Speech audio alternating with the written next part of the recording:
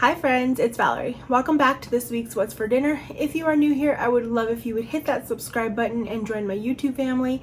And don't forget to leave a like or a comment down below because it really does help my channel. This week I've got some new meals for you, and one of them is a new favorite using crescent rolls. I did like a chicken, cheesy, broccoli crescent thing and it was super delicious. But let's just get started.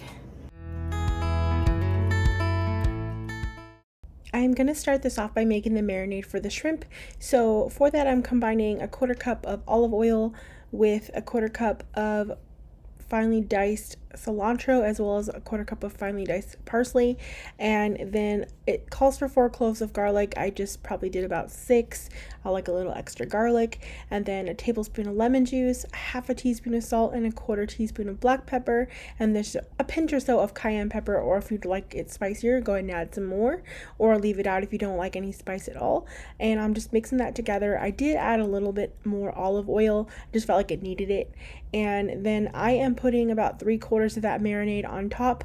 I'm saving the rest for later for like topping the shrimp once they're cooked. If you don't plan to do that, you can add it all in right now, and you're gonna let these marinate for at least 30 minutes. And that's 1 pound of shrimp that I was adding that to.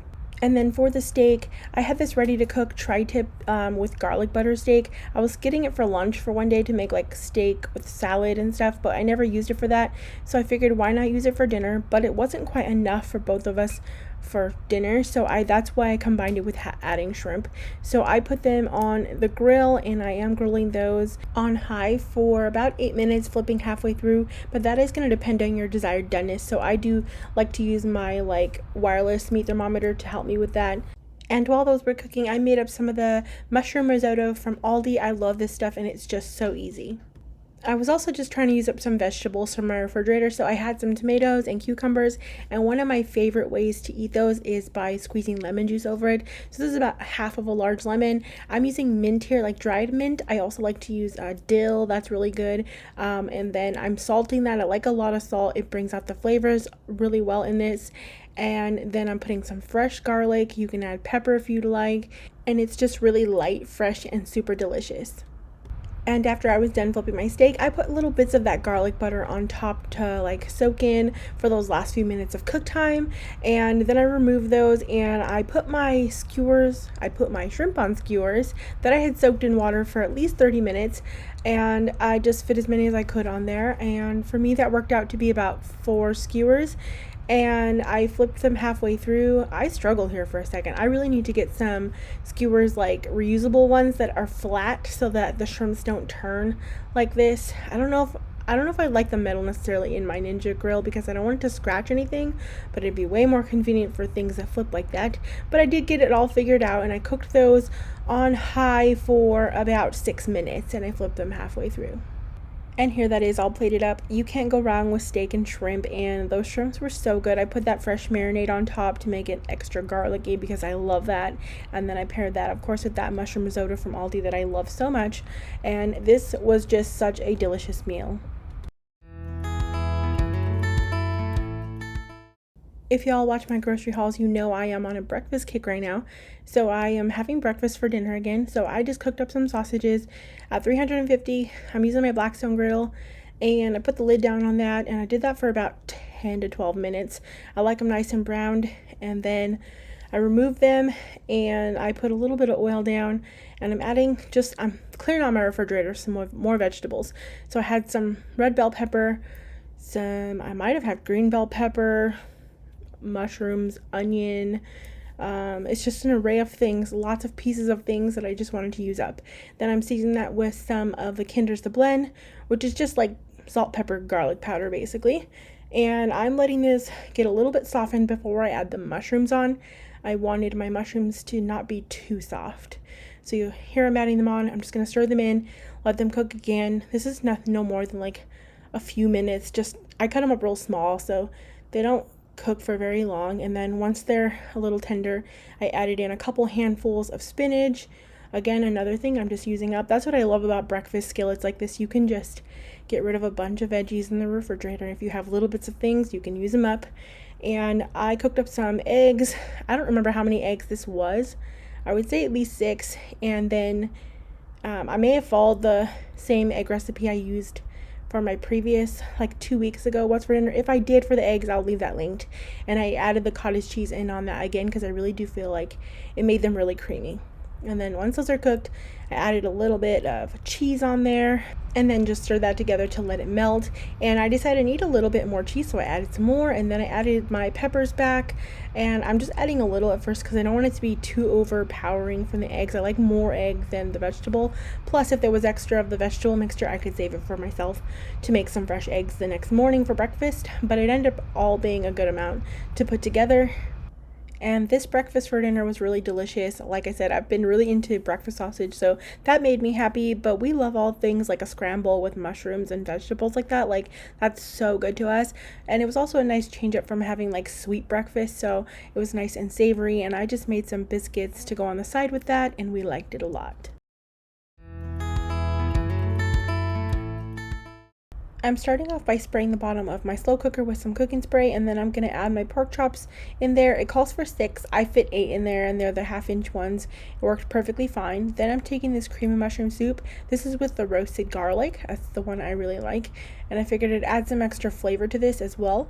So I am just pouring that in there, and then I'm taking also a can of cream of chicken, and I'm going to dump that in there as well. And then just spread that mixture all across the top of your pork chops, just a nice even layer, kind of like mix it together a little bit as you go, so those two soups kind of combine a little bit. And then we're going to take some ranch. Calls for a packet of ranch. I keep the bigger bottle, so when you look up online, it varies. People say it's 3 tablespoons, people say it's 2 tablespoons. I always use 3. I actually measured it out the other day, 1 ounce of it, and it's 4 tablespoons, but 3 was perfectly fine for me. I don't like it overly salty. And then I'm just cooking this on low for 7 hours. That's what it looks like after. It just falls right apart.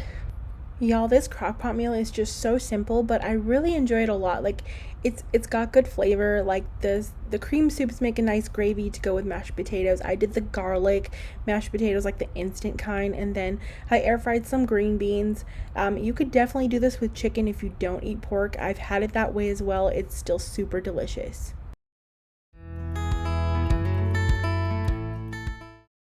On this night, we had grocery store sushi, and I'm not gonna lie, it was super good. I don't know if it's just because I was craving some or what, but with the temperatures rising here, because we had a heat wave this week, it's been like in the 90s. I've just been wanting like cooler foods, so this looked really beautiful. I loved all the colors, and then I didn't show it here, but I do serve extra ginger, and I put unagi sauce on top, and I also make like a little sriracha mayo because I'm a big sauce person with my sushi, but this was really delicious. I've made this Instant Pot Creamy Ziti before, but it has been a while, so I figure I'll show you again because it is pretty easy and one of my favorites. So to the bottom of the Instant Pot, I've added in 1.5 cups of chicken broth, 1 cup of heavy cream, 1 teaspoon of dried minced garlic, and then just some salt and pepper to your liking. And then add in 8 ounces of ziti pasta. This is uncooked, and I'm just pressing that down into the liquid, making sure not to stir, but making sure that they're covered with that liquid. And then we'll just put the lid on that, and the recipe says to cook it for 6 minutes. Sometimes I do 7 for that extra minute to make it a little bit softer. And this is what it's like when it's done. It's still pretty liquidy, as you can see here. And I'm dumping in my 1 cup of red pasta sauce. Mine's actually a little bit more. It was frozen. I defrosted it, and it was slightly over a cup, and I just used the whole thing. And look at how cool this Instant Pot clip is. It's so useful to keep the inner pot from like going around and around. Anyways, then I'm adding in a 1/2 cup of mozzarella cheese and 1 cup of Parmesan cheese, and just stirring that together. Sometimes I place the lid back on just to let that cheese melt, and so it stays nice and hot, and once it's melted, I'll serve that up. And I just served that with a side Caesar salad, and I made some garlic bread just with a French bread. I just put some butter on it, some garlic powder, and some dried parsley. I just mixed that together, smear it on, and bake it at 450 for about 5 minutes. Y'all, nothing beats a nice, warm, just creamy bowl of pasta. It's like so good with garlic bread and salad. So I really, really enjoyed this. For this, I'm going to be halving the recipe that I will have linked for you in the description box down below. But to a bowl, I've added in 4 ounces of cream cheese that is softened. So like that's just half the block. And then a tablespoon of butter that's softened as well. And I've creamed those together with my mixer. And then to that, you'll add a tablespoon of milk. I didn't have milk, I only had heavy cream. So I added that, as well as a 1/4 teaspoon of salt and an 1/8 teaspoon of black pepper. And I'm just stirring that together again. And I am substituting some things in this recipe. So it calls for bell pepper, and I would be adding in, it says I think it calls for a 1/4 cup, so I'd only be adding an 1/8. And I didn't want to do that, so I wanted to do broccoli. It sounded really good, and I'm actually upping the amount as well. Instead of an 1/8, I'm going to up it to a 1/4. And again, like I said, I am halving, so a 1/4 is still the amount that they used in whole. So I'm also chopping up some chicken, just 1 cup of chicken. This was rotisserie chicken that I am dicing into some smaller bite-sized pieces. I'm adding that diced up chicken into the bowl with the cream mixture. Same thing with the broccoli, I'll also add that in. If you're doing peppers, you know, that's perfectly fine. But let me tell you, broccoli was delicious in this. Like, it really hit the spot. I really love these a lot. Anyways, just go ahead and mix that all together until everything is nice and combined. I was going to leave out the green onions because they seemed like they suited the bell pepper more, but I decided to add some in. Not a whole bunch, I just had some from like the windowsill, added them in, mixed them in as well. Then you'll need 1 can of crescent rolls. Now I have the crescent grands, so they are like a little bit bigger, thicker, but I have to make work what I've already got because I had bought a bunch of these when at 50 cents, so trying to find recipes to use them up. But you're going to take the sheet, and they're going to be 2 triangles are going to equal like a rectangle, and that'll make like 4 rectangles.